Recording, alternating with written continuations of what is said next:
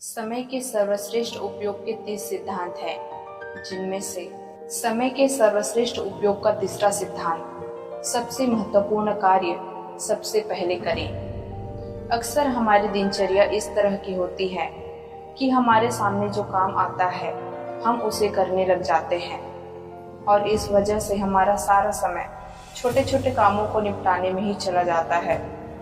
हमारे महत्वपूर्ण काम सिर्फ इसलिए नहीं हो पाते क्योंकि हम महत्वहीन कामों में उलझे रहते हैं।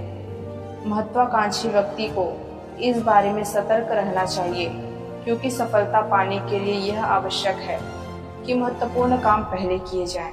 हमेशा याद रखें कि सफलता महत्वहीन नहीं बल्कि महत्वपूर्ण कामों को करने से मिलती है।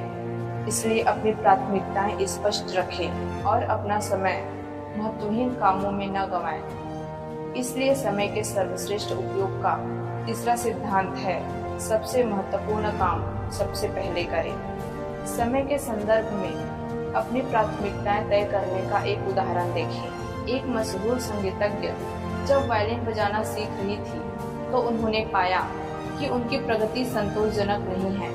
कारण खोजने पर उन्हें पता चला कि संगीत का अभ्यास करने से पहले घर साफ करने, सामान व्यवस्थित करने, खाना पकाने आदि कार्यों में उनका बहुत समय लग जाता है। इसलिए उन्हें वायलिन के अभ्यास के लिए कम समय मिल पाता था। यह जानने के बाद उन्होंने संकल्प किया, चूंकि संगीत उसके लिए सबसे महत्वपूर्ण है, इसलिए वे सबसे पहले संगीत का अभ्यास करेगी, बाकी सारे काम उसके बाद करेगी। खुद को इस तरह अनुशासित करने के बाद उन्होंने संगीत के क्षेत्र में उल्लेखनीय प्रगति प्राप्त की, क्योंकि अब वे अपना सबसे महत्वपूर्ण काम सबसे पहले कर रही थी। इस उदाहरण से यह स्पष्ट हो जाता है कि हर महत्वाकांक्षी व्यक्ति को अपने सबसे महत्वपूर्ण काम पहले करने चाहिए, लेकिन इसके लिए उसे यह पता लगाना होगा कि सबसे महत्वपूर्ण काम कौन से हैं। उसके पास उसकी प्राथमिकताओं की स्पष्ट योजना होनी चाहिए। ऐसा करना बहुत ही आसान है।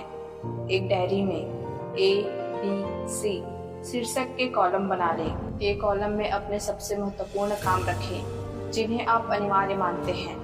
B कॉलम में ऐसे काम रखें जो अनिवार्य तो नहीं है परंतु महत्वपूर्ण है।